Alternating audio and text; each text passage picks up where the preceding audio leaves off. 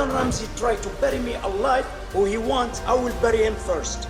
I will bury him first and bury your kitchen nightmare also. Ever wondered what happened to the absolute disasters from kitchen nightmares? From delusional chefs to family feuds and menus straight out of a horror movie, some places seem beyond saving. But where are they now? Let's take a trip down Nightmare Lane and see which restaurants survived and which ones never stood a chance. You should be ashamed of yourselves. Under no circumstances can we continue to serve food. Shut the place down. Starting with the restaurant that shamelessly accused Chef Ramsay of planting a dead rodent at their entrance to deflect from their lack of hygiene practices. Perhaps planted that mouse. And you are suggesting that I brought it in? Like, of course? A chef with 17 Michelin stars to his name would definitely put his reputation at stake because he must have a personal vendetta against you, but that's the Blackberry Soul Food Restaurant in Plainfield, New Jersey. This soul food restaurant had no soul in it. The dishes were so disgusting that... I need the toilet, excuse me. I knew they'd come out quicker than they went in. Chef Ramsay is a mess. Yep. And worse, there was absolutely no space for an open dialogue. Everybody was walking around Shelley on eggshells because the woman refused to listen. Can we have 30 seconds, please? I think this is my office. Are you asking me for 30 seconds at my office? Yes, I am. Absolutely not. I feel for Mama Mary. She had invested so much in her daughter, and at her age, she didn't deserve this much stress. I mean, it's ridiculous. It's ridiculous. I have worked tremendously trying to support my child. You know, I don't understand what's happening today. Shelley took over the kitchen and started doing things her own way, despite Ramsay's clear feedback on the food. There doesn't seem to be one person controlling it. I have the recipes. I'm the exec. Oh my God! After the service, Chef Ramsay tried to talk to the staff to learn about their grievances, but this is how Madam Hitler responded. In all honesty, you take somebody out of what they're supposed to be doing and make them do something else. I think that you talk too much and you know too much. This is the attitude. That's what makes... Shelley then walked away. Chef Ramsay eventually found her in the office, and she bluntly refused to talk to him. Did she forget that Chef Ramsay was actually here to help her? Even Mama Mary tried to convince her to come out, but it was of no use. Back in the other room, Chef Ramsay thanked the rest of the staff and praised them for not giving up. Mama Mary promised that they wouldn't let Chef Ramsay's help go to waste. Chef Ramsay had no choice but to leave, and on his way out, he praised her and Mateen's talent and passion. Mother Mary, what a sweetheart, and a phenomenal cook. Mateen, that guy has a bright future, and he is packed with passion. Future of Blackberries rests in the hands of Shelley, and unfortunately, restaurants do not succeed when they're run by a dictator. Yep. For anyone wondering, Blackberry's closed 2 years after this episode aired. Shelley fell back to her methods and even changed the menu to what it was. Soon, customers started complaining about the food and how sick it made them feel. This is not a joke.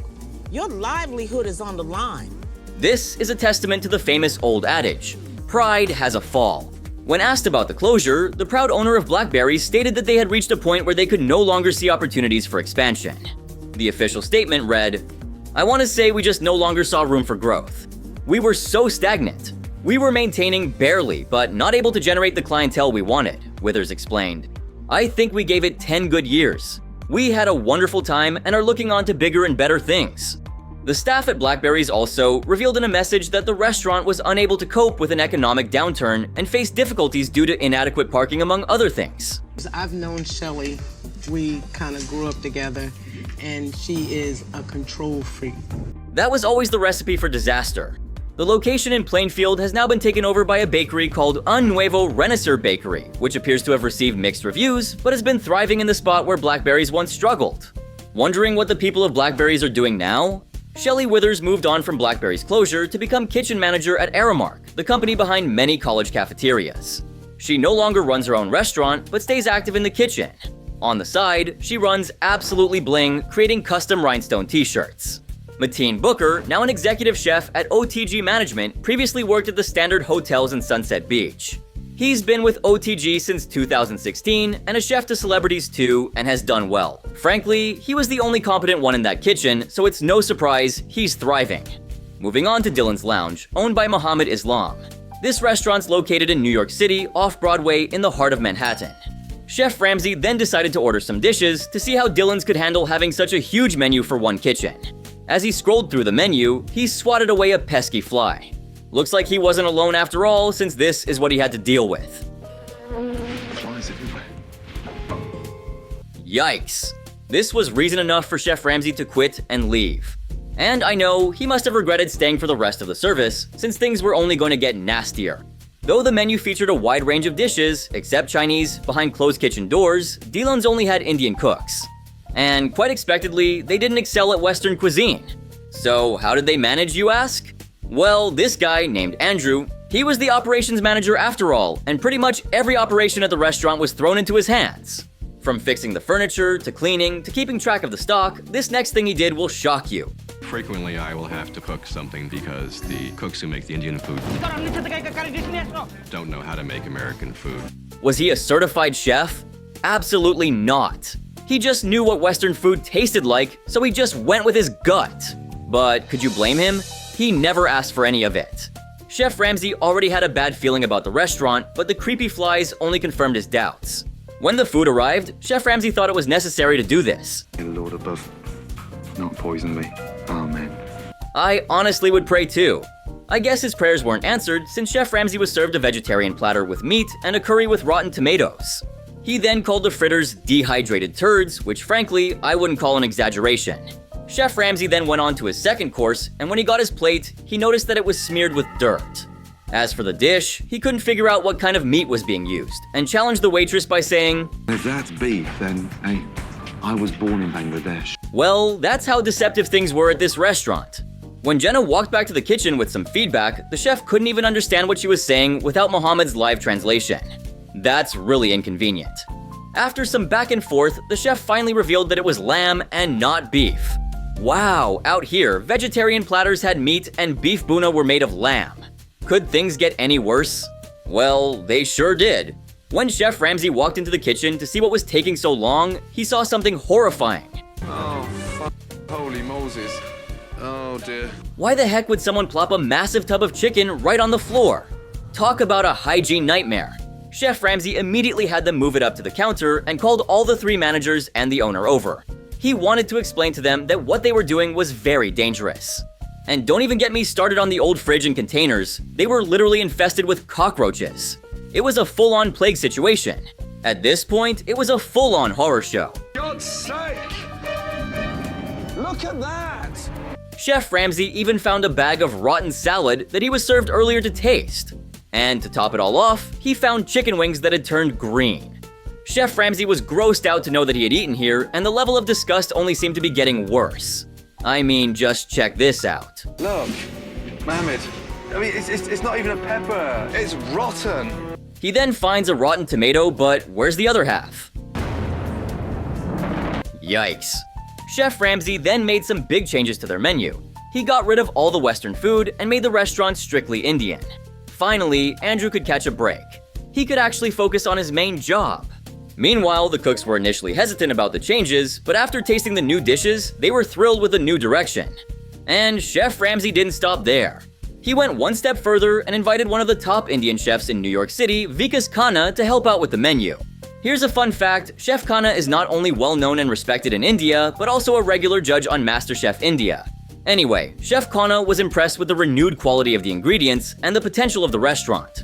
He worked with the chef to create a new, authentic Indian menu that would appeal to customers. And he believed he could help them turn things around. Yeah, it's a beautiful location. We are in the heart of Manhattan. We can do it here. I can't help but notice how genuinely hopeful Mohammed looked. The restaurant then got a complete makeover and a brand new name. Dylan's Lounge was renamed Purnima, which means full moon in traditional Indian. The new decor was warm and inviting, and customers were excited to try out the new menu. The relaunch started off well, but unfortunately, there were some issues with cold food being served and poor management from Martin. Khan stepped up and helped out a ton, but it was clear that Martin wasn't cut out for the job. Before Gordon left, he gave Mohammed some great advice and said, Out of the 3 managers, one has to go. And no points for guessing, since Chef Ramsay only had one name in mind, Martin. And what do you know? Martin overheard the conversation and threw a fit right then and there. And you've got the audacity to accuse me of, taking his money... Riding off his back. And before you know it, Martin realized that he'd already lost the battle and quit before he could even be fired. Mohammed took Chef Ramsay's advice to heart and made the necessary changes to ensure that the restaurant would succeed. But someone wasn't happy. And instead of letting things be, he decided to take revenge. But how? Martin Hyde was so convinced that the show was staged that he took legal action against not only the production team, but also Chef Ramsay. How pathetic. He claimed that many aspects of the show were faked. This included the rotten meat that was allegedly planted in his restaurant's fridge, and even the rat droppings. Martin also alleged that actors were hired to pose as customers. He claimed they were there to make it seem like the restaurant had improved after Chef Ramsay's visit. According to the lawsuit, some or all of Kitchen Nightmares is fake. And the problems uncovered and solved by Chef Ramsay are, for the most part, created by him and his staff. In his lawsuit, Martin sought a whopping $1 million in damages and wanted the episode featuring his restaurant be blocked from airing. This isn't the first time that Ramsay has been accused of falsifying a restaurant's performance. I'm gonna go over the others in my upcoming updates, so don't forget to stop by the channel. Now, back to Purnima. Honestly, it's no surprise that this restaurant closed down. Despite managing to stay afloat for a few more years, Purnima was still struggling with major issues, especially when it came to staffing and leadership. Purnima eventually had to close its doors for good in 2009. But there are still some interesting updates on the people who were involved at the restaurant. Vikas Khanna, for instance, has moved on to bigger and better things. Meanwhile, Andrew, the former manager of operations, made a surprising move in the industry.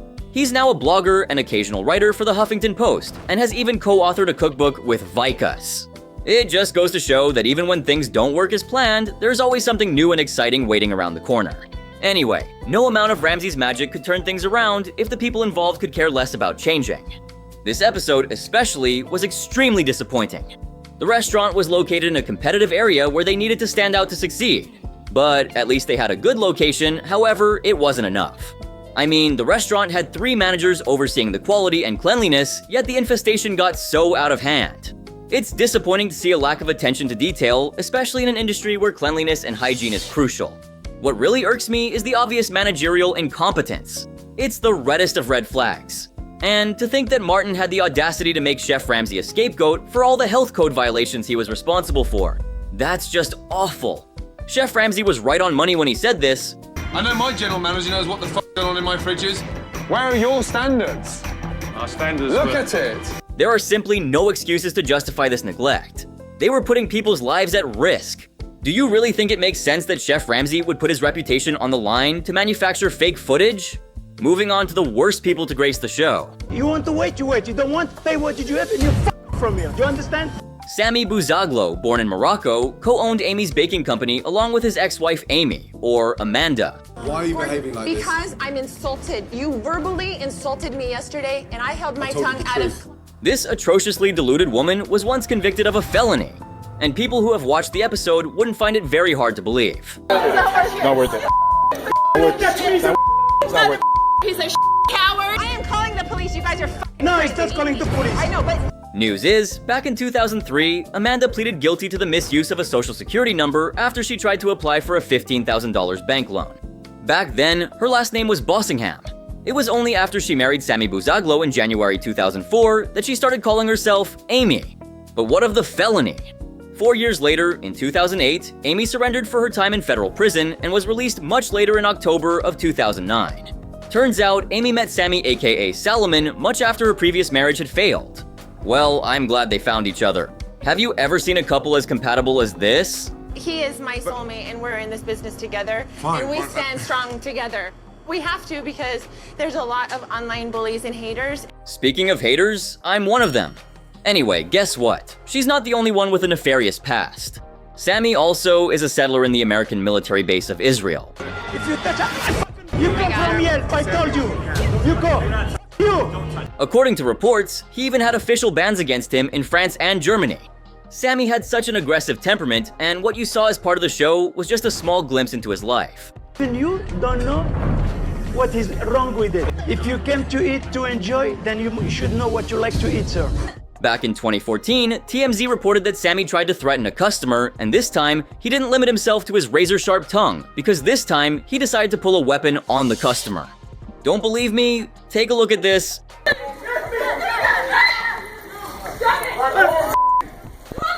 It's not worth it. Yes, that was a butcher knife we just saw in Sammy's hand. Boy, this man was out here to do some real damage. Anyway, in 2015, Amy's baking company was history, which I guess is not a surprise to anybody here given how they operated. The owner is trying to pull the wool over your eyes by offering you frozen raviolis that aren't even made within 500 miles of this front door. That's not all. They were thieves, stealing tips from their waitstaff. Sammy, you cannot take servers' tips. Then bring me the people who's going to do their job and I don't have to interfere. They can take the whole tips for them. So yeah, point is, nobody with self-respect would want to work there. To the kitchen tonight. She's like, I set a table. She said, are you sure? Are you my boss? I asked him, I said, would you let anybody come into your kitchen and give you the kind of attitude that Katie gave me and not fire them? He said, yeah. That to me shows me that he's a pansy. What a vindictive rat. Good that her little restaurant closed down. However, the couple were not yet done. They wanted to give their business another chance, but in a better place. Perhaps with better outcomes. And so, they landed in a posh neighborhood called Westwood in California, like a stone's throw away from the University of California, Los Angeles campus. But their battles with law and order were far from over. The couple had been secretly fighting against Sammy's deportation since way back in 2008. Despite all of their efforts and a whole lot of money, their horrendous behavior on national television put them back on the radar of law enforcement. He has no balls. He's jealous of my balls. According to one Reddit user, the whole restaurant was probably just a money laundering front from Salomon's Sammy Buzaglo dude. He hinted at mafia staff and had an international criminal background and tried to look the role at least. Lots of sketchy stuff from people up in Happy Valley Road areas, lots of former mobs and witness protection. And you know what? In hindsight, Sammy declared his truth to Ramsay, but none of us paid attention to it. Remember this confrontation from the episode? Don't with me. Yeah, I will who the thing you are. I'm fed up. I'm getting sick and tired of your bullshit. Well then, answer my question. It finally makes sense. Ramsay was actually standing up to a real gangster. Oh, and they even made an appearance on Dr. Phil's show in order to defend themselves. It's another thing that no one was buying their act, definitely not the renowned host. All those people you see, they were actors for Kitchen Nightmare. If you ask me, they just dug themselves a deeper hole. After being called out by Dr. Phil for their aggressive hospitality, Amy unknowingly let us in on what they truly believed they were. We were never allowed a second chance. Yes, if someone comes to attack us, we're like snakes. And if we bite you, you're gonna go down. Yup, that's what they were. Backstabbing and filled with poison. Let's never forget that they were stealing tips from their servers. And according to the law, both federal and the state of Arizona, withholding tips from servers is illegal. Most of their customers went off on them on social media, giving them a piece of their mind about their abusive behavior and bad food. But the Buzaglos tried to make the most of their appearance on Dr. Phil and accused the show and its production of doing some crazy things. What Sammy said in his defense was shocking. But that was you actually doing that. Yes, I did it, of course, yeah. But why do that? You're playing into their hands. What do you want me to do, to bend over? When Chef Ramsay visited the restaurant, there was this one item on display which he truly enjoyed. And they're extraordinary. Thank you, that's very nice. It means a lot coming from you. Any of that store-bought? No. And guess what? Those cake wasn't even made by Amy, but rather bought from somewhere else. She then served it as if she made it. And this is how they operated on a daily basis. Amy even justified her actions saying that reselling was the American way, and she even added that Walmart doesn't make the products they sell. And remember how the kitchen was? Is this a joke? I mean, look, dates, labels, yes, everything, sectioned off. Wow, what a pleasure. Too good to be true, right? Because it was. Here's the secret behind it. Amy apparently made her entire staff clean the whole restaurant without pay in anticipation for Ramsay's arrival. When everything blew up on Facebook, she was posting regular rants and attacking people. Fat shaming, classism, horrible spelling and grammar. That's Amy in a nutshell. You're a little pansy. Get out of here. Don't you ever come back. Amy really thought that she was doing God's work. I told him that he was a loser and he was a moron. He was a tramp and he wasn't welcome in my restaurant, and he's not. There were many legitimate complaints that their food was all frozen. So when someone tried to call and ask them about their menu, you'll be shocked to know how Amy reacted.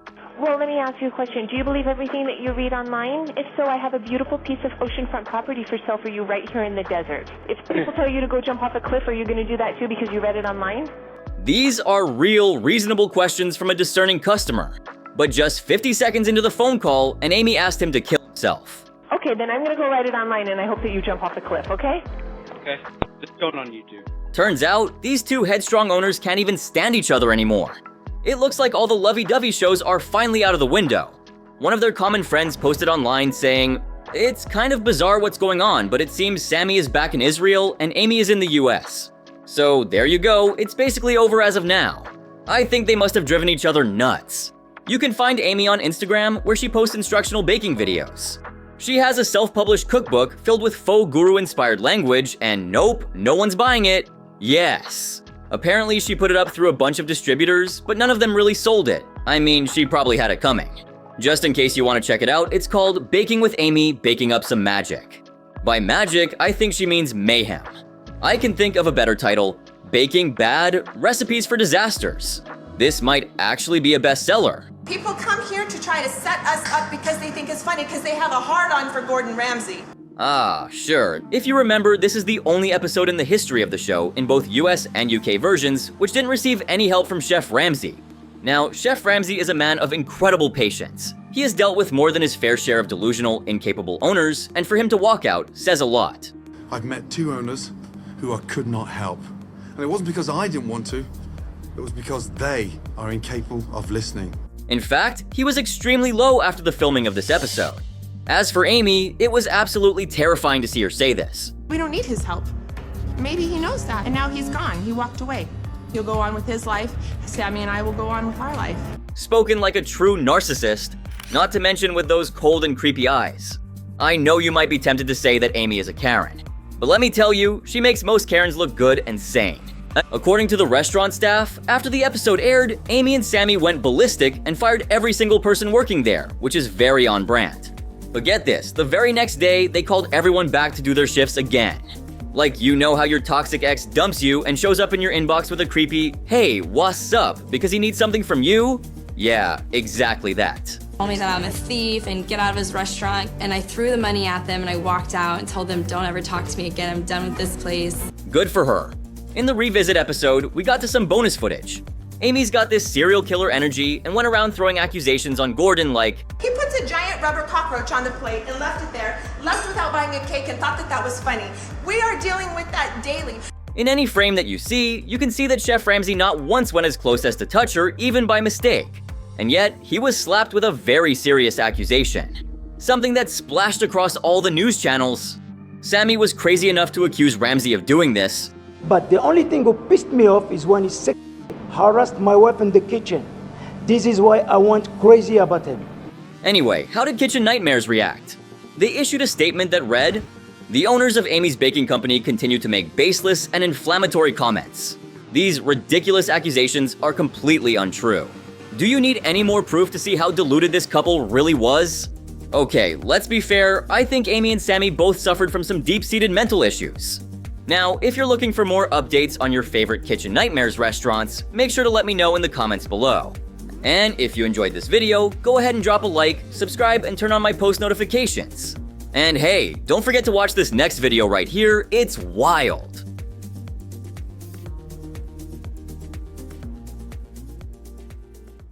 But, well, there were some restaurants who fought to survive, but did they make it? To another who altered the trajectory of their career entirely. These owners from Kitchen Nightmares ended up destroying their careers. And first up is this owner, who was living the high life, but chose to put his staff through hell in order to make that happen for himself. Okay, so let's get started with a quaint little inn in Windsor, Vermont, owned by Robert Dane II and his partner Ari Nicky. Sounds charming, right?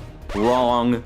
Sure, from the outside, Juniper Hill looked like a dreamy 110-year-old hotel straight out of a postcard. I mean, just look at this place and tell me you don't feel the same. Where's all this stuff from?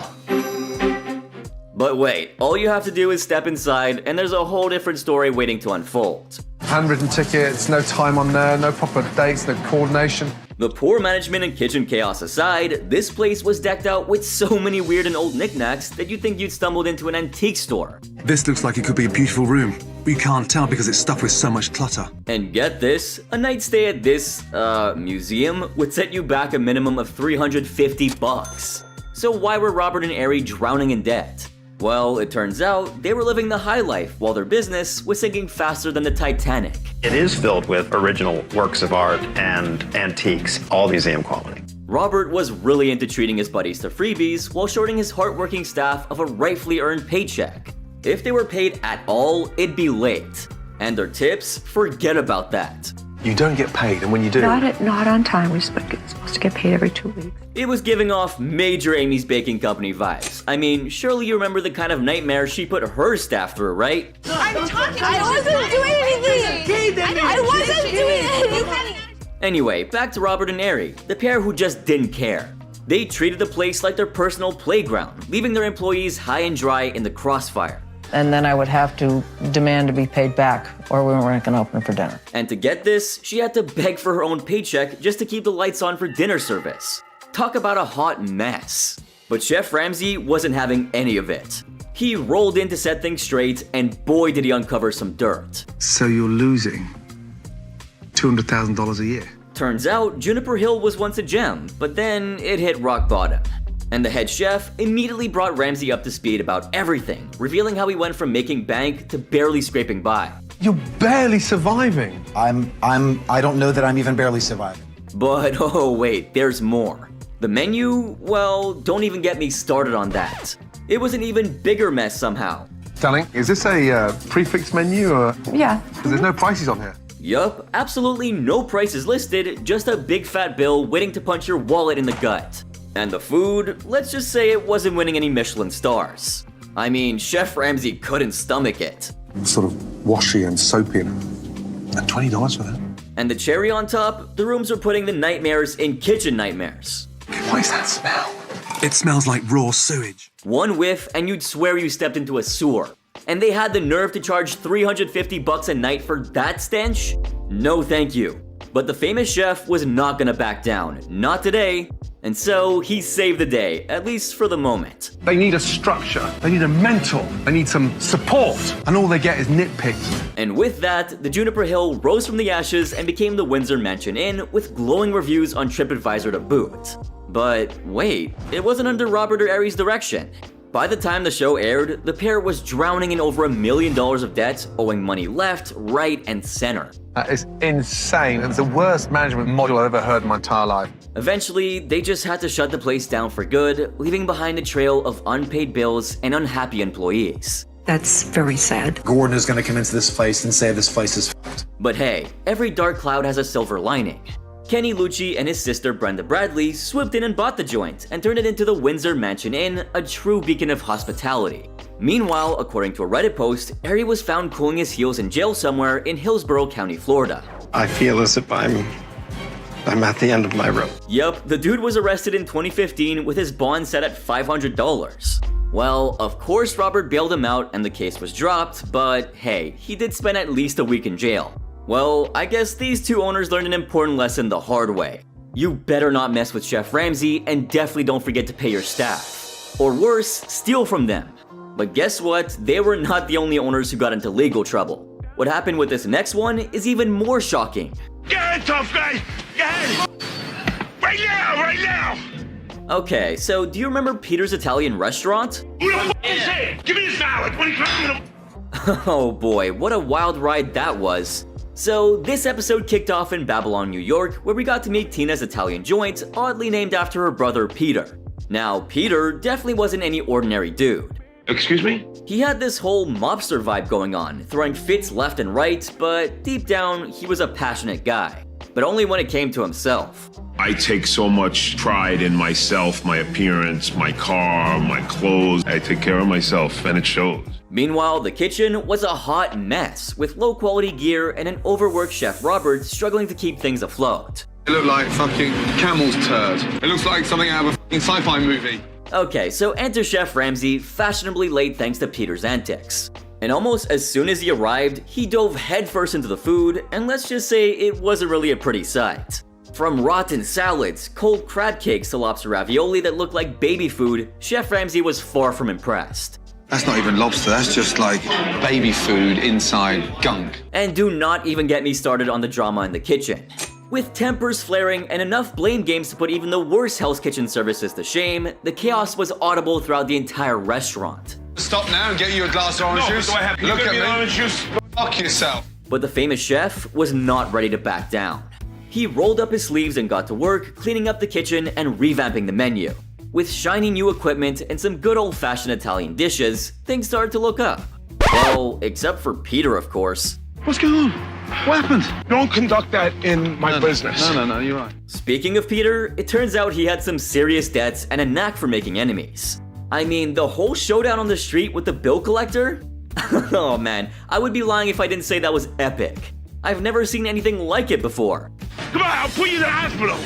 Yeah, fucker! But the famous chef was not here for theatrics. He sat down with Tina, who spilled the beans about Peter's antics and how she struggled to keep the place afloat. Does Peter play a part in the financial side? He'll take his paycheck but not come in. I come in and they'll tell me, oh, Peter took $200. Not surprising at all. But Chef Ramsay was done. He basically laid down the law. Peter would either have to shape up or ship out. With a little tough love and a lot of elbow grease, they whipped up the restaurant into shape, and what do you know, the relaunch was a hit. The customers were incredibly happy and there was a buzzing atmosphere. This is really good. I'm enjoying myself. But Peter's ego could not take the heat. He ended up clashing with Chef Ramsay and got kicked out of his own kitchen. Just turn it down a bit. Just turn it up. Hey. Oh my God, I never seen something like this. But despite everything, the restaurant saw success, for a while at least. They even held a Family Day festival, bringing the community together and giving Chef Ramsay a rare moment of enjoyment. But the restaurant was not meant to last. Peter's shady past caught up to him, and the restaurant closed its doors in 2008. Start working at the problem. What's the problem? What's the problem? You! That's where I'm starting. Peter's brother-in-law claimed that Peter was some kind of undercover FBI agent, leading him to getting the boots from the Bonanos and being disowned by his entire family. He's nuts, this guy. And if that wasn't enough, his poor old dad, Yogi, had already kicked the bucket, possibly from all the stress. Seems like Yogi tried to steer Peter clear of the mafia, but hey, sometimes fate is a cruel mistress. So Peter was left jobless and reeling. But that was like ages ago, so Peter must have picked up the pieces of his life by now, right? And well, someone apparently did spot Peter looking all fit and fab in Middle Village, Queens. Talk about a tragic downfall. But this really reminds me of the arrogant owner from The Secret Garden. It's lazy, it's dirty, and it's just bad. I mean, really crap. Oh yeah, Michael Bardavid. The man who gave Chef Ramsay a really hard time. I had one of the worst meals I've ever eaten. That's a matter of opinion. So Chef Michael, the self-proclaimed culinary virtuoso, was strutting around his restaurant like everything was spot on, but in truth, the place was just rotting. That's how you work. Sometimes, yeah. Sometimes. Yeah, I'm talking about moldy food, dirty fridges, and even maggot-infested potatoes. But his ego wouldn't let him see the truth. Is everything perfect? Even in your kitchen? I don't think so. I mean, let's not forget what happened when Chef Ramsay rolled up to the scene. He was greeted by locked doors and a front entrance that looked like this. That's locked as well. God. Weird, I know. But that was just the beginning. Because what came next was a comically tiny loaf of bread served in a gigantic basket. I feel sorry for that poor lonely bread roll in there. Seriously, who does that? But wait, there's more. The menu was actually like a novel, with dishes having such long names that even if I tried saying half of them, this video would balloon to an hour long. And don't even get me started on the food. Strawberries and shrimps. Wait, did he just say shrimp with strawberries? What a crazy combination. It was a culinary nightmare that Chef Ramsay couldn't stop thinking about. I've got to think about a chef's perception of food when he starts to put strawberries with fresh garlic shrimp. And of course, there was Chef Michael's ego, which got in the way of pretty much everything. You see, despite the famous chef's honest attempts to help, Michael just couldn't take the criticism. He was too busy defending his moldy kitchen and serving up excuses faster than Chef Ramsay could say, "It's raw." I work for Tomato Guy. Listen, hey, let me Thomas Keller doesn't run a kitchen like this. But here's the thing, Ramsay shut down the entire restaurant like it was a crime scene. I mean, that walk-in refrigerator was nothing short of one. Honestly, I thought Michael would never agree to Chef Ramsay's changes, but then he did. And before you know it, the relaunch was a hit, with record sales and satisfied customers all around. But alas, it wasn't meant to last. Despite Ramsay's efforts, Michael eventually went back to his old ways, expectedly, serving up his infamous dishes and ignoring Chef Ramsay's advice. You French pig! You can get out. Go on. You can get out. F yourself. What Michael actually did was chase any chance at success that he had right out the door. And well, that's exactly what happened. The Secret Garden eventually closed its doors for good in 2015. And I'm sure like 4 people were upset when that happened. I mean, I really thought he'd change after this crazy altercation. Yeah, is it with your kitchen and clean it, you lazy cunt! Now! But as it turns out, there was some shady stuff going on. Rumor has it that Michael might have been sliding some cash onto the table for a bunch of critics to leave positive reviews on social media. People were not shy about airing their complaints either. They said the vibe was stuck in the past, the food was meh, and Michael himself? Yeah, apparently he still had a bit of an attitude problem. Maybe more than a bit. Now, I'm wondering what I do wrong. But wait, there's more. After selling off the Secret Garden, the place got a total makeover from Danny Margolis, who turned it into M on High Street. Suddenly, it was all the rage, with 4.5 stars on Yelp and serving up some serious community vibes. As for Michael, he had put an end to his dream of owning a business and instead went back to working under others. From 2020, he seems happy from his posts, but surely his career was ruined. I mean, the kind of negative publicity that he got from the show must have rocked his world. Sometime in 2017, he was listed as a partner at Custom Pie Moorpark, but I guess the damage was already done. However, he wasn't the only one who blamed the show for his personal downfall. Here comes another owner who became meme material as soon as the episode aired. Just like last night, he ran up to every table and said, "Hello, my name's Nino." Yeah, Ninos Italian restaurant just has to be on the list of owners gone wrong. I mean, this episode was loaded with a ton of drama, family feuds, and of course, Chef Ramsay dropping more than his fair share of insults. Would you not feel guilty with your mum working twice as hard as you? So, what was the deal with Ninos exactly? Well, this family-owned joint had been around for ages, but things started to unravel when Vincenzo, the patriarch, stepped back due to some health issues. Enter Nino, the supposed heir to the throne. Instead of stepping up like he was supposed to, he was chilling in the office, watching TV like it was his job. Cue the family drama. Why would I come here at 8 in the morning? That's a fantasy. To watch TV. Nino was the hero of this episode, but somehow Michael managed to steal the show with his epic trash talk about his brother. Tell people you're working, because nobody's here, so you can say whatever you're doing, right? Stretching the truth. Oh man, this guy was seriously some comedy gold. But the tension reached a boiling point when Chef Ramsay showed up and Nino sank deep into denial. Chef Ramsay sounding like an ass. Oh yeah, Nino wasn't trying to take that lying down. He tried to defend himself, but Chef Ramsay was not buying it. Cue the gum under the table moment. It's just stuck to my jeans. No. Oh my god. Classic Ramsay move. Anyway, let's fast forward through the chaos. Nino tried to step up and the episode ended on a relatively upbeat note. But what exactly happened next? The restaurant flipped back to its old menu, Vincenzo sadly passed away, and eventually, Nino closed its doors for good in 2016. Rest in peace, man. You're the man that gave me 10 out of 10. But what about the rest of the family? Michael swapped the kitchen for real estate, and Karina, the other sibling, took a dive into activism and social media biz. Inge, the matriarch, battled cancer and lockdown blues, while Nino remained a mystery man, disappearing from the public eye. I made a bad decision. She still has a resentment about it. Okay, so cut to 2024, and we're still in the Finding Nino era. But here comes another owner who is pretty much on the same level of delusion as Amy. My mother's been teaching me since I could walk. That's my formal training. My ability is endless. Put it in front of me and I'll make the dish for you. Alright guys, say hello to Sebastian DeModica. Picture this, Chef Ramsay walks in, tries the food, and promptly spits it out. Like, seriously disgusting. And then he goes on a rampage, telling Sebastian everything that's wrong with his place. And let me tell you, there was a laundry list of problems. This is filthy. This is ridiculous. When he's get upset, you might see pans flying across the kitchen. Sebastian's joint, located in Burbank, California, was supposed to be in a prime spot, but it was tanking. The menu was straight up bonkers, with like 20 different combos that made 0 sense. And the food, let's just say that even dog food might have tasted better. He told me they're fresh. And they're not fresh, they're frozen. But Sebastian, bless his heart, couldn't handle the truth. I'd say 90% of the time we are losing money.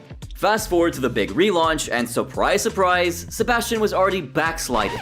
I was kind of upset at Chef Gordon at that point. I felt like he was being a little unreasonable. In the end, Chef Ramsay basically predicted that the restaurant was doomed to fail.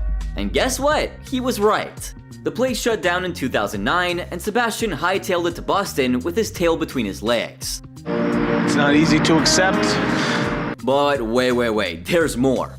Sebastian tried his hand at acting, starring in a movie called Angels Around Me. Spoiler alert, it sucked. Like, really sucked. Think gangsters, crime, and terrible rap music. And get this, after his restaurant nightmare and cinematic disaster, Sebastian vanished into obscurity.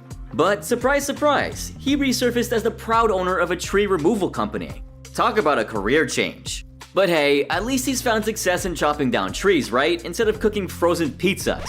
So, which one of these do you actually think deserved a second chance at their place?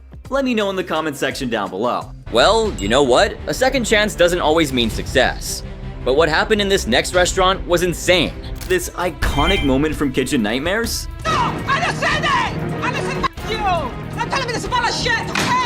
Whether or not you have, you'll be surprised to see what this restaurant, which had the biggest meltdown on reality TV history, is like today.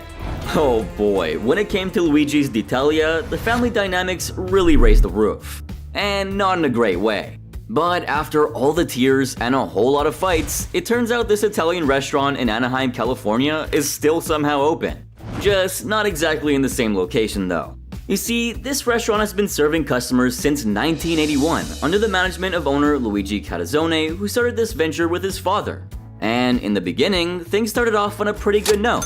However, when his uncle Tony became involved with the business, conflicts became a way of life. You're interfering with my cooking! Get the out of here! With time, Tony and Luigi's differing viewpoints began to impact the restaurant really negatively. They're neighbors! They come over here! You guys are treating them like crap! They don't know nothing about food! Tony's laid-back approach triggered arguments with Luigi and his wife Grace, which definitely didn't help matters at all. The way the restaurant is going, it's gonna go broke in a month. We're in debt, total $1.5 million. Sick! That's a lot! With a staggering $1.5 million in debt, the restaurant was on the brink of closure, with only 1 month left. During Ramsay's investigation, he discovered significant issues with the food, as is tradition. First came the ravioli. Something deep-fried, frozen. It doesn't even taste like cheese. It was far from fresh, and the cheese, well, it didn't taste like real cheese. The mahi-mahi that came next didn't even have the slightest appeal to him. Bland, greasy. Chef Ramsay even asked the server to taste the dish, and they agreed that the dish was bland and greasy. But thanks to Chef Ramsay's brand of magic, Luigis Ditalia turned things around and even started earning favorable reviews from the local Orange County newspaper. The restaurant had successfully regained its reputation in the neighborhood. So good. That's delicious. What's more, Luigis Ditalia saw a remarkable 40% increase in sales after its appearance on the show. That's the Gordon Ramsay effect for you. This boost in revenue was instrumental in addressing that $1.5 million in debt that I mentioned earlier. The passion is back in Luigi's. As of 2023, Luigis Ditalia is still open and continues to serve customers under the same management as back when the episode was filmed. Glad they're keeping it in the family. But hopefully they're still not fighting so much. Now, Luigis Ditalia is still in business, but has had a change of scenery. They did shut down the Anaheim, California spot and set up shop in Fullerton in September of 2017. And the reviews are looking pretty sweet with a solid 4.5 stars on Yelp. So if you're in the area and craving some Italian goodness, you know where to go. But hey, if you've got a hefty wallet and a desire for some Kitchen Nightmares nostalgia, you're in luck. The old Luigis Ditalia spot is up for grabs for a cool $3.6 million. Just imagine owning a slice of reality TV history. And let's be honest, this restaurant looks all the more gorgeous because of Chef Ramsay. Everything has been themed as if we're on this amazing trip to Italy. And here's a little tidbit for basketball fans. Turns out, the restaurant not only serves delicious meals, but has also served basketball royalty.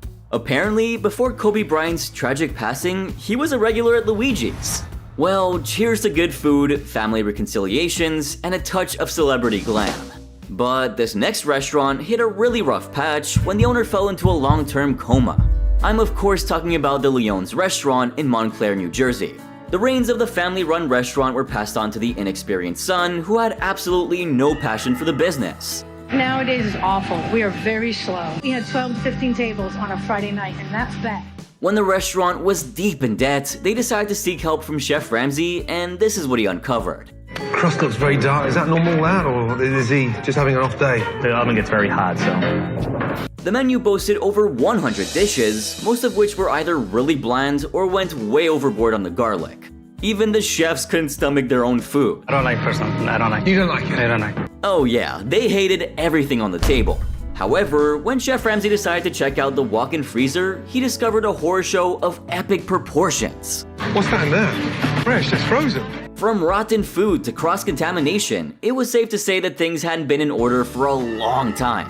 Some items had been chilling in the freezer for so long that even the chefs couldn't recognize them. The situation was so grim that Chef Ramsay had no choice but to do this. Under no circumstances can we continue to serve food. Shut the place down. It's safe to say that this restaurant needed more than just a menu makeover. It needed a refresh from top to bottom. So the next day, Chef Ramsay took Michael under his wing for some intense training to level up his cooking skills. What was the goal, you ask? To give Michael better control of the kitchen and a keen sense for when things were going awry. And this was the final result. It's probably the best food that's ever come out of that kitchen. Oh my God. The food they whipped up together was nothing short of amazing. Chef Ramsay's magic touch strikes again. Now, the transformation didn't stop there. Overnight, Chef Ramsay and his team worked some more magic. They modernized the dining room and brought in a shiny new POS system for the servers to streamline their orders.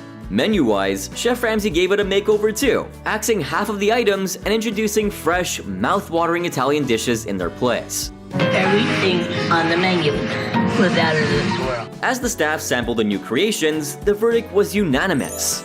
Everyone loved all the dishes. Plus, the anticipation was building for the big relaunch. When the big night arrived, Michael was on fire. In a good way actually, so nobody panic. Gotta keep it together, get my head on straight, have confidence in myself, and stick to the game plan. He ensured the quality of every dish leaving the kitchen, and the customers were all smiles. Sure, there were some minor hiccups with Michael sending out a table's food twice, but in the grand scheme of things, the night was a resounding success. And Chef Ramsay was proud as hell. In my restaurant, I'm gonna stay the course. Well done. Thank you, sir. Now, in a revisit during season 6, which aired in December of 2012, Chef Ramsay paid a visit to Lyons after its initial rescue the previous season. Though he was glad to find the restaurant still up and running, Chef Ramsay got to know something shocking from the staff. He still shows up at his usual time, 5:30, 6 o'clock. Back to the beginning. Yeah, despite the hiccup, Chef Ramsay acknowledged the restaurant's growth and praised their food. That is delicious. That's good news. After this, the famous chef had a heart-to-heart convo with Michael, and he assured him that he would step up as a better leader and would refocus on the restaurant's success. Michael had even taken charge of implementing new improvements, notably launching a delivery campaign.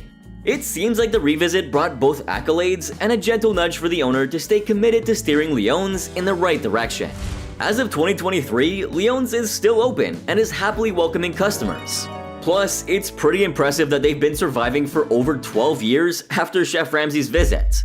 It's not every day that a Kitchen Nightmares restaurant can say that. Congratulations to Michael and the entire team at Lyons. While the Yelp reviews paint a more modest picture with a 3.5-star rating from over 330 reviews, Google Reviews tells a different story. It bumps up that figure to 4.2. Michael Restaino, the original owner during Chef Ramsay's visit in 2011, is still at the helm as of 2023. One Yelp review said that this place is their go-to Italian place in Montclair, and the food is always good. Many others have talked about the ambience and say how much they love this place, and it's always a great place to sit and eat or grab some pizza. Unfortunately though, Rosemary, the co-owner and founder of Lyons, passed away in 2014. This was a few years after the episode aired, and at the time of her passing, she was 64 years old. Well, there's a lesson to be learned from every Kitchen Nightmares episode, and the next owner was all about not giving up despite all the odds being stacked against her. Turns out, Miss Jean's Southern Cuisine, originally located in Wilkinsburg, Pennsylvania, is still open, albeit at a different location like Luigis. Reviews are kinda varied though. Jean Gold, the owner and retired teacher, received recognition for her years of service to the community. So much so that June 3rd was declared Miss Jean's Day in her honor. But when Chef Ramsay visited, he was struck with a wave of attitude issues. She has sort of an attitude problem. She's just mean. To make matters worse, Chef Ramsay found most of the menu items to be pretty confusing. Okay, I have the red beans. We don't have the red beans. The black eyed peas. We don't have that either. Eventually, he settled for the pork chop and ribs with a side of microwave macaroni and cheese. Overcooked and just dreadful, really bad. And I don't have to tell you how much he hated that. They have a weird saltiness to them. As for the iced tea, well, let's say it wasn't exactly traditional. I mean, that is just like sugar syrup. It was so damn sweet that Chef Ramsay, with a look of disbelief, wondered if the tea was brewed in a candy factory rather than a kitchen. Lastly, the pork chops finally made their grand entrance, accompanied by an entourage of flies. Just the look of it frightened him. Come on. How depressing is that? The pork chops were way too greasy, too dry, and extremely unappetizing, which is a trifecta of terribleness. But that's exactly why Chef Ramsay was here, right? To bring change. Change that would save the restaurant from its untimely demise. The restaurant later relocated from its original spot to a new location due to the original building being sold. The business found itself at a new location, situated just a few blocks down the street in Hosanna House. Reviews were initially average on Yelp until 2017, after which they improved pretty significantly. Sadly, Miss Jean's Southern Cuisine did close its doors in late 2022 after a remarkably long run of success. While not exactly in the spirit of my list today, I think it stayed open long enough after for me to give it a shout out. Either way, the restaurant is now marked as permanently closed on Yelp, and a Google review from a local confirmed its closure in October of 2022. Additionally, a Facebook post from Jean's son in October of 2022 advertised the sale of restaurant equipment, likely from Miss Jean's. While the restaurant has closed down though, Miss Jean is not done cooking. In a post from her son in March of 2023, it was mentioned that Miss Jean's is now offering catering services. She wants to ensure that people can still enjoy her cooking, even if the restaurant doesn't have a brick-and-mortar location anymore. It's really wholesome to see her continue to share her culinary talents through catering. So if you're looking for some great food, you know who to call. But never in your wildest dreams could you guess what happened to the ownership of this next restaurant. So, in the 7th season of Kitchen Nightmares, the Zena Flaming Grill in Redondo Beach faced some significant challenges. She doesn't have confidence in me stepping into the kitchen and being able to help her out. Discord among the owners and subpar food were major contributions towards the restaurant's struggles. However, after Chef Ramsay and his team intervened, there was no looking back. The owners actually decided to stay true to Chef Ramsay's menu and commitment to fresh food, which isn't something that every restaurant does. And let's not forget about the remarkable transformation that the restaurant underwent as a part of this rescue. We have completely opened this space up, which has given you another 12 seats. Although reviews did get a boost post-makeover, not everything was so peachy. Faye couldn't shake off her micromanaging tendencies, and even though the food changes stuck around, communication issues came back with a vengeance. Hey, on the bright side, Brenda held it together and a bunch of regular customers still found the restaurant's food pretty impressive. Cut to 2023, and Zena's Flaming Grill is still kicking in Redondo Beach, defying the odds by staying open for over a decade post-Chef Ramsay. But that isn't the end of their story, since the ownership of the place has changed hands since the series was filmed. The restaurant has a new captain at the helm today, Ray Eunice. But this guy's trying his damnedest to keep the family restaurant legacy going. With a 4.8-star rating on Facebook, which is amazing, and active tweets on Twitter, customers have been praising both the great food and the warm service, often delivered with a smile by the new skipper himself. The Zena Flaming Grill is still basking in the glow of its Kitchen Nightmares fame, proudly sharing the spotlight with Chef Ramsay. Check out their 2022 Facebook post, still flaunting recipes curated by Gordon Ramsay and proudly declaring featured on Kitchen Nightmares.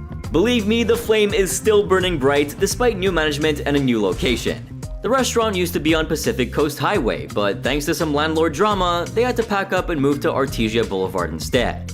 Oh, and there's also a second Zena Flaming Grill Express out in Santa Monica. Anyway, kudos to them for keeping it going long and strong. Now, remember Brenda, one of the co-owners from the episode? Well, all I gotta say is that I know she tied the knot in 2016, but I'm not really sure what she's up to lately. I did check her LinkedIn, but it's been quiet post-Zena Flaming Grill. So I hope she's doing great though. A long time has passed since then, but still, there are a few restaurants that failed to pass the test. Like this one right here. Packed with some of the most unexpected twists you'll ever see. Chef Ramsay didn't just have to rescue a failing restaurant, he had to go above and beyond just to keep the head chef from completely running it into the ground. Bonsoir. Why is it so difficult? And just when you think things couldn't get any crazier, the new chef, who stepped in to save the place, ended up getting robbed by the owner. Back in Paris, it was a shambles. Complete shambles. It was a mess, there was flies, mice. When you came back? Yeah. It took me like 4 days to clean the restaurant. Yep, this revisit episode is full of drama, but it also has one of the most incredible transformations as Chef Ramsay steps in and completely changes the new chef's life for the better. Good to meet you. Young, tenacious, talented, and dying to learn. And you love food? That's a starting qualification for me, love food. This time, Chef Ramsay traveled to France to visit Piccolo Teatro, a struggling vegetarian restaurant owned by Rachel McNally. Is this normal? Oh, yes. Yes. Welcome to the madhouse. And let's just say what he walked into was nothing short of shocking.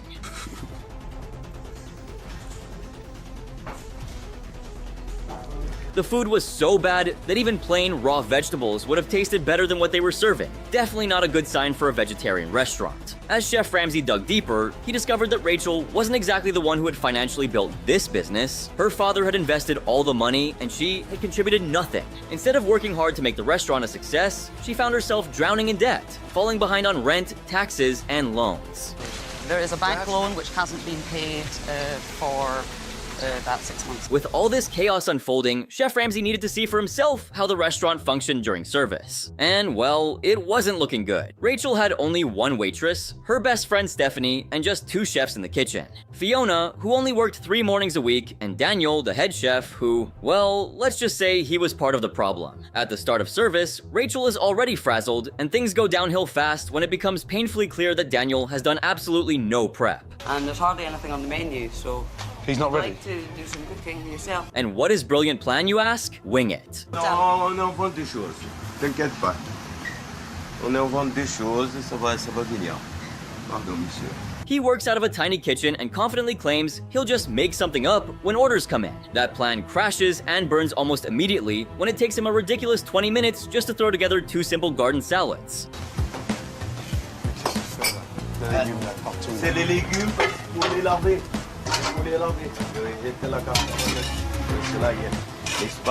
At this rate, the customers might as well have planted their own vegetables. As more diners arrive and orders pile up, Daniel spirals into total disaster mode. He burns food, refuses to ask for help, and instead of fixing the mess, he just keeps making it worse. I'm really fucking pissed off. In 3 hours, he could have made a fucking dish or 2. Chef Ramsay, Rachel, and Daniel exchange some heated words, and at this point, it's painfully obvious Rachel has zero authority in her own restaurant. Maison, c'est pas possible. Il y a rien d'autre à servir, c'est fini. Tu vas à la maison, on parle plus, on parle appeler. Mais c'est sérieux si tu m'aimes dehors. Oui, oui, absolument. Je suis sérieuse. C'est Steph qui va... Daniel doesn't respect her at all, and when she finally tells him to leave, he just doesn't. Oui, oui, absolument. Je suis sérieuse. C'est Steph qui va servir les gens, je suis sérieuse. Non, je suis sérieuse. Les gens... And then things take a turn from frustrating to downright bizarre. Daniel pretends to leave but sneaks right back into the kitchen. No, let's go. Come on, Daniel, please. He was just making things worse. He even starts clearing plates like nothing happened, but Chef Ramsay isn't having any of it. Je suis sérieuse, les gens sont trop attendus, j'ai la honte. J'ai la honte, tu vas à la maison. C'est mon décision finale. When he tries to physically take the plates and utensils from Daniel, the situation suddenly gets dangerous. Daniel starts swinging a knife around in the cramped kitchen. Careful. Let go. Laisse le couteau là. At this point, the only thing he's serving was pure chaos. But instead of leaving like a normal person who's just been fired, Daniel casually strolls into the dining room and starts chatting with customers like he's hosting a dinner party. Bonsoir, monsieur, madame. Bonsoir. Why is it all to customers? Vous avez payé l'addition déjà? We've asked nicely. Where are the heavies when you need them? Chef Ramsay, now completely fed up, physically marches him out of the restaurant. But Daniel, proving that he just doesn't know when to quit, keeps trying to come back. That's when Chef Ramsay takes matters into his own hands, literally, by picking Daniel up and running down the street with him. Like I'm gonna have to take Daniel to the nut house myself. If anyone walking by didn't know what was going on, they probably thought they were witnessing a bizarre kidnapping. Even after all that, Daniel still attempts to return, but Chef Ramsay makes sure the door stays shut. Il a 18. He's still here! Ça va pas, non? Fuck, mate. By the next day, Rachel finally realizes there's no way she can let Daniel back in the kitchen after that circus.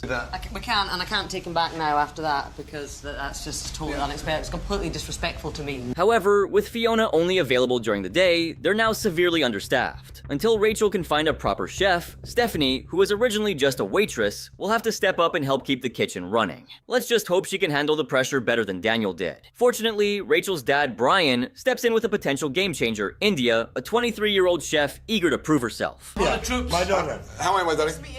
India's going to be a right-hand man. I can't wait. Right away, Chef Ramsay takes her under his wing and gives her a whirlwind tour of Paris. As he walks her through the city's vibrant food markets, he reminisces about his own formative years learning to cook here. You can tell he's in his element, and India, clearly inspired, soaks it all in. No. Quelques betteraves. She's enthusiastic while shopping for fresh produce, and Ramsay starts to feel hopeful that she might be exactly what this restaurant needs. Meanwhile, Rachel, motivated by her father's involvement, actually shows up early, something that probably shocked the entire kitchen staff. India wastes no time getting to work, jumping right into cleaning before training on a new dish. Okay, I'll just let them all sort of cascade. Now have a little taste of the gyros. Full of flavour. From the moment she starts cooking, it's clear she knows what she's doing. She moves fast, sends out dishes at a high standard, and for the first time in who knows how long, the kitchen is actually running smoothly. What was I concerned about? This kitchen's never known such speed and efficiency. The only problem? Rachel is now the weakest link. While India thrives, Rachel struggles to keep up, and it's becoming painfully obvious. Have we got a ticket for dessert? Okay, no worries. Right now, the only weak link in this team is the boss. Okay, the mushrooms. To help her understand what great food actually looks and tastes like, Chef Ramsay takes Rachel and her dad out to dinner. You sort of confirm that Paris is about sexiness, indulgence, lots of cream, lots of butter, and they flaunt it. Lots of cream, butter, and cheese in my... It's his way of showing them the standard they should be aiming for. Luckily, Rachel seems to get it. She buys into the vision and seems more motivated than before. My restaurant would be good at it, and I want everyone to come in and say, ooh, quelle bonne surprise. Okay, good. I had a yummy dinner tonight, and I'm not veggie, and I loved it. The next day, it's all about marketing. In a bold move to attract new customers, they take vegetable and chocolate tarts out to the streets. Because what better way to advertise than handing out free food? Bah, il faut venir dans nos restos. On a un resto végétarien, c'est celui des cochons de marée. Vegetarian. And just to make sure they really grab people's attention, they bring along some can-can dancers. For tonight's launch. Sweet. Delicious.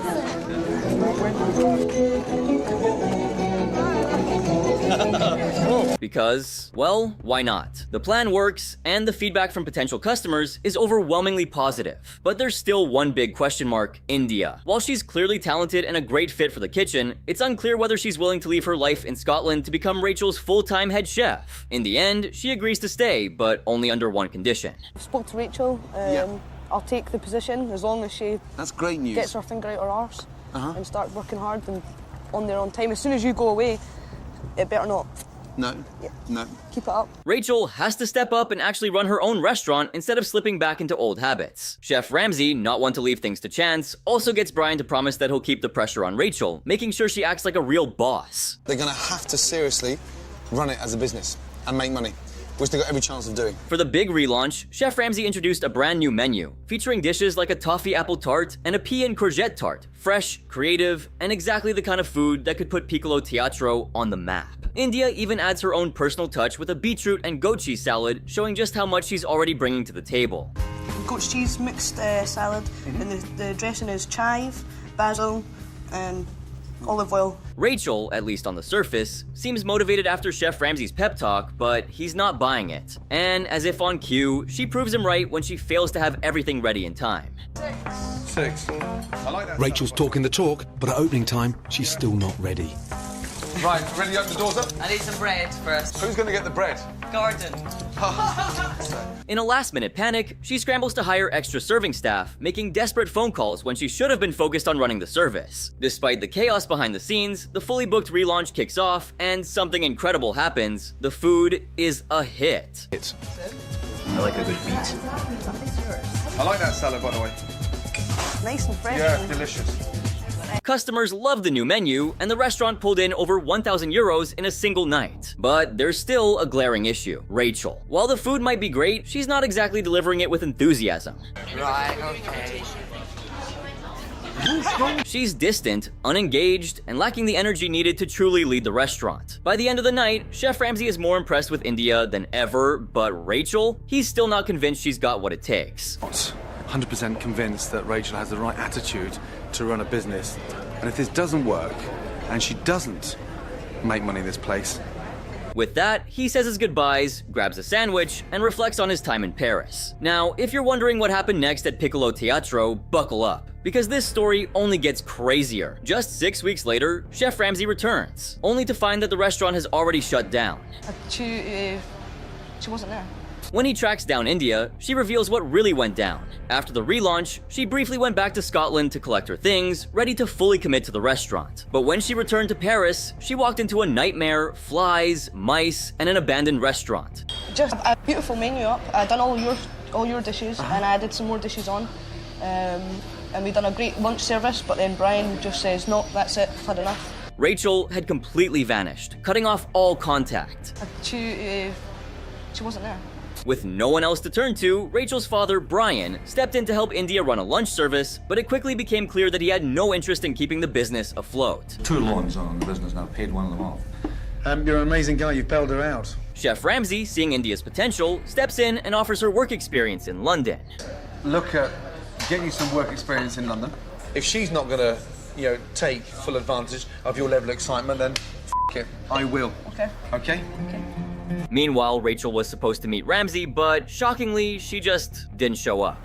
I just can't believe how irresponsible and selfish Rachel's been.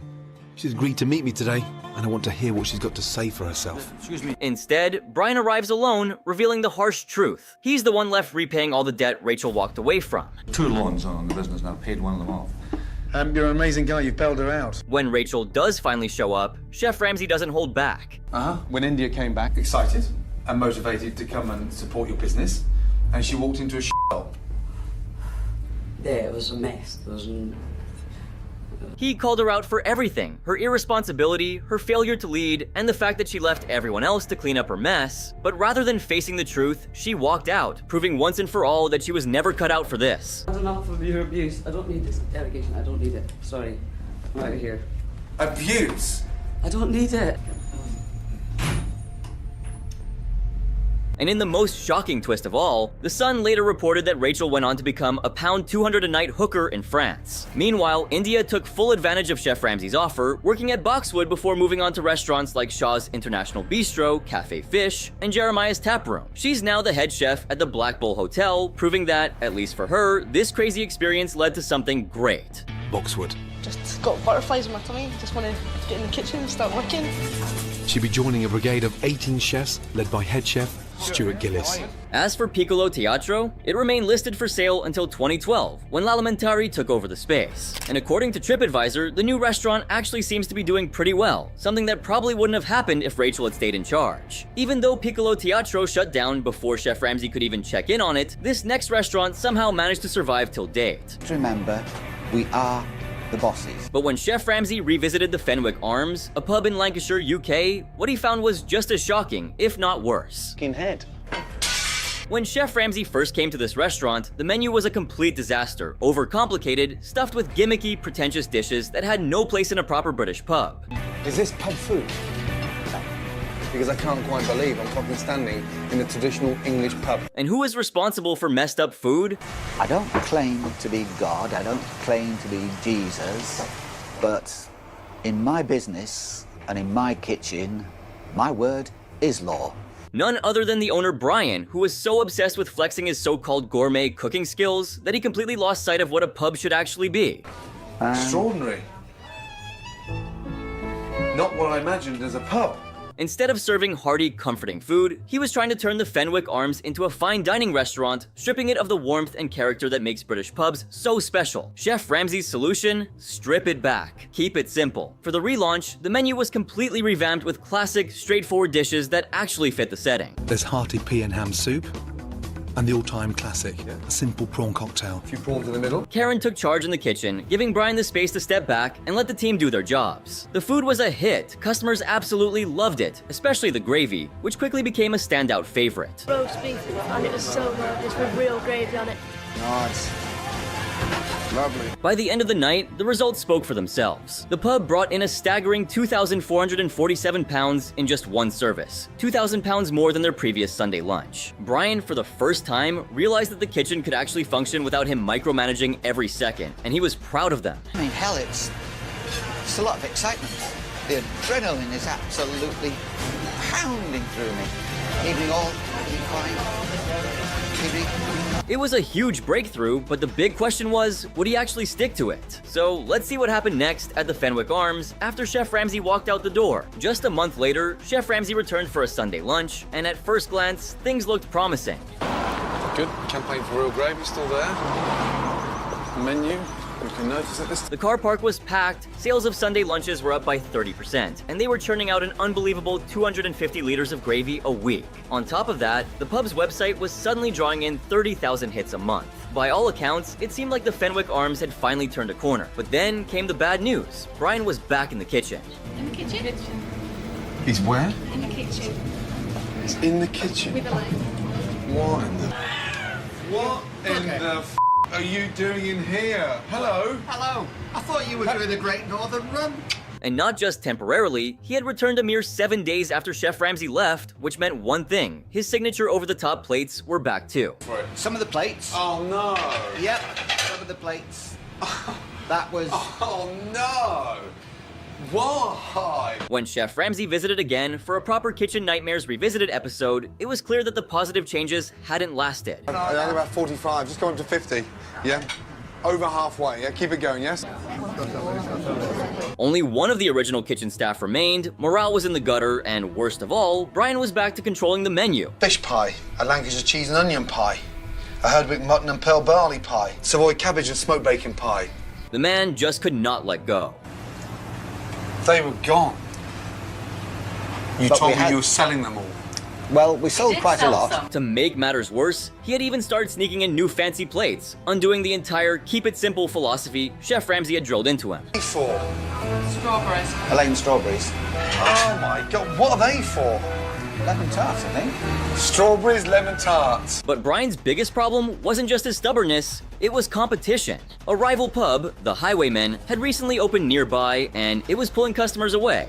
Yes. The first Sunday they opened, I think we did about 100 that day, instead of the sort of 200 we'd expected. With staff unhappy and business struggling, it wasn't long before everything came crashing down. I'm very happy to see you. You look dreadful. You look absolutely fucked. Yeah, I get tired. Oh dear. By 2009, Brian and Elaine packed up and left the Fenwick Arms altogether, moving on to run the Ship Inn in Aldborough. And, in true Brian fashion, they blamed the simplified menu for driving away business. After they left, the Fenwick was bought by new owners, who gave it a massive makeover, both inside and out. But even that wasn't enough to keep it afloat. It shut down again in 2011 and was put up for sale. However, this wasn't the end of the road. In June 2013, the Fenwick Arms reopened once again, this time as a pub and seafood restaurant. And guess what? It actually worked. According to TripAdvisor, reviews have been excellent, proving that maybe, just maybe, Chef Ramsay's vision wasn't the problem after all. But this next restaurant, it was so memorable that Chef Ramsay had to revisit twice. A little bit of respect for each other. But we have to bring this back together. That's right, we're talking about none other than Mama Cherry's Soul Food Shack. Remember how blown away Chef Ramsay was by Mama Cherry's food? He practically licked his plate clean, something we never see him do.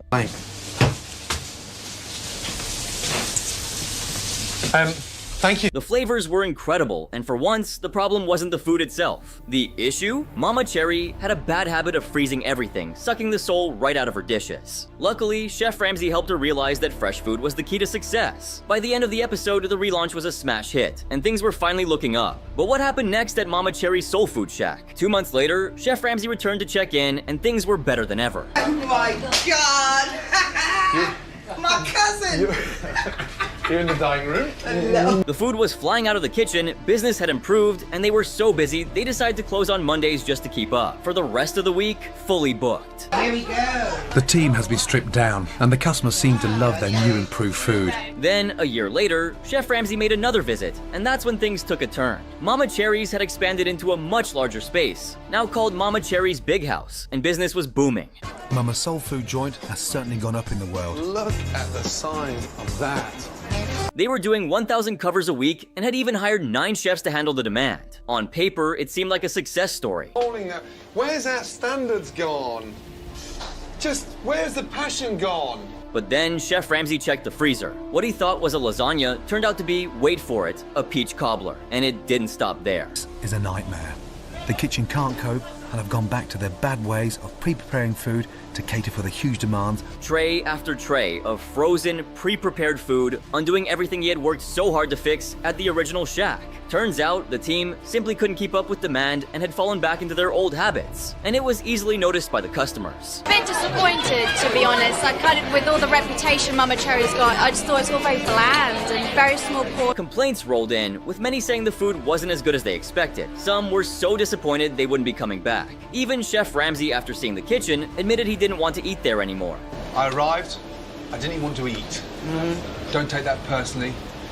Take it as brutal honesty. Determined to save the place, he stuck around to help. Together, he and Charita worked with the kitchen staff to bring back the freshness, the soul in a bowl. Head chef Brian introduced a new dish, lamb cutlets with beetroot salsa, which Chef Ramsay actually loved. Salsa. In terms of the beetroot and the onion, delicious. It's nice, isn't it? Things seemed to be back on track, but the restaurant's troubles weren't over. In 2007, Charita published Mama Cherry's Soul in a Bowl cookbook, but that same year, Brian left to pursue his art projects. Then, in July, disaster struck. The restaurant was inspected and hit with a 0-star food hygiene rating. By 2009, Mama Cherry's was drowning in debt and went into administration. Charita tried to make a comeback with Mama Cherry's Speakeasy in Brighton, but it shut down in just 2 months. Despite the restaurant's closure, Charita stayed in the spotlight. She made multiple TV appearances on cooking shows like This Morning and Market Kitchen, earning herself the title of a celebrity chef. She even launched a YouTube channel where she shares recipes and cooking tips. In 2015, a restaurant called Carib Soul opened in Croydon, serving Mama Cherry's recipes, and the TripAdvisor reviews were excellent. But by 2017, it had closed. In 2023, Charita gave it another shot with The Shack, a month-long pop-up, and once again, the reviews were fantastic. As for Chef Brian, he and his brother Aaron opened Soul Food Bar in Brighton with glowing TripAdvisor reviews. But in 2018, they closed it down to focus on a new venture, Bad Boys, a takeaway burger business. So while Mama Cherry's Soul Food Shack may be long gone, its legacy and its soul live on. But when Chef Ramsay returned to this next restaurant, he wasn't prepared for what he was about to see. Casa Roma in Lancaster, California wasn't just another struggling restaurant, it had a legacy. In fact, it was the oldest restaurant in town, which made its decline even harder to watch. How did a place with such deep roots end up in such a mess that it needed Chef Ramsay to step in? Well, let's just say it was a rough ride. Me and my mom thought we were buying a restaurant with a bar attached to it. You guys want to sit in the dining room? For starters, the owners, Neela and her son Jeremy, had absolutely no experience running a restaurant. All my business. It's like 2 different countries. Our bar is always packed and the restaurant sits empty. I mean, that seems to be a common theme on Kitchen Nightmares, doesn't it? And as you can imagine, their complete lack of experience led to one disaster after another. Food on a good night, I'm making $175.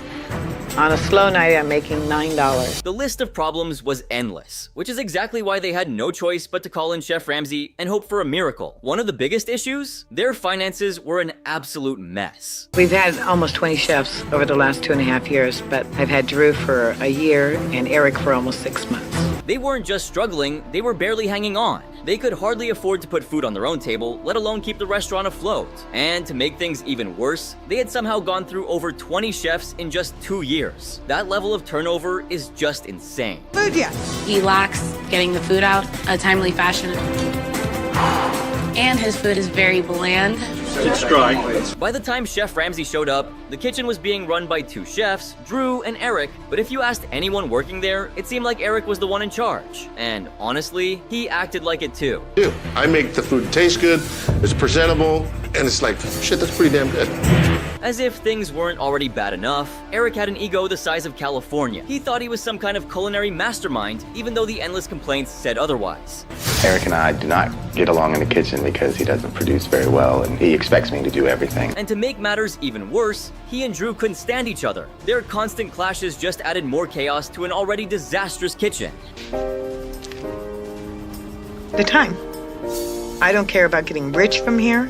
So, did the big Casa Roma kitchen makeover actually pay off? Well, Chef Ramsay was about to find out, since he swung by for a follow-up visit towards the end of Season 3, specifically Episode 13. Jeremy's not with me anymore. Really? I love my son to death.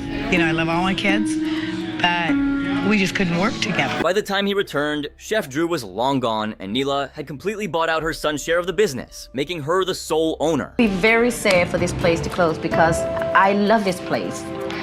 And here's where things took an unexpected turn. Chef Ramsay ran into someone he actually knew. Okay, my pizzas soon will be in supermarkets. Turns out, Q was now Casa Roma's head chef. And honestly, he'd probably be a lot happier here. Across a menu with photographs.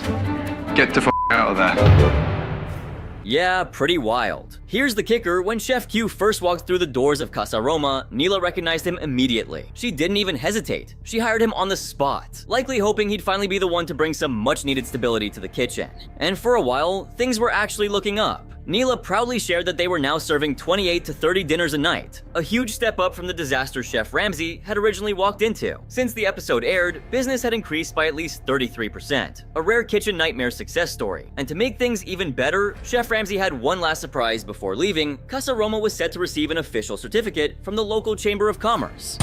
Nyla, as part of the Antelope Valley Chamber of Commerce in the city of Lancaster, we would like to give you this certificate. You've been really good to the community and we'd like to thank you. Well, thank you very much. That kind of recognition was probably something Nila and her team never could have imagined before Chef Ramsay stepped in. But as we've seen way too many times before, not every success story has a happy ending. Even with all those promising changes, Casa Roma didn't stand the test of time. The restaurant officially shut its doors for good on July 1st, 2017. But a lot happened before that final closure. The original Casa Roma actually seems to have closed sometime around 2014 or 2015. But the space didn't stay empty for long. Someone decided to keep the spirit of the restaurant alive just under a new name. By 2014, Casa Roma was still up and running, but by mid-2015, things had started shifting. That's when a new restaurant, Nico's, moved in and took over the space. But instead of completely starting from scratch, they kept all of Casa Roma's original staff and tried to give the place a fresh start. Under its new name, CR Roadhouse, the restaurant ditched Italian food and leaned into more classic bar-style dishes, wings, appetizers, pub food, that kind of thing. And surprisingly, it actually did pretty well. Customers had good things to say about the friendly staff, solid service, and much improved food. But as we've seen before, even positive changes don't always last. Despite the good reviews, CR Roadhouse eventually shut down in 2017, with Nila herself confirming the news on Facebook. So what's in the old Casa Roma space now? Well, it's currently home to something called Salon Garibaldi. No one's entirely sure what they do, but it looks like they might host events and promotions. And as for Nila, according to her Facebook page, she's officially retired. And Eric? Well, let's just hope he's keeping his distance from any kitchen.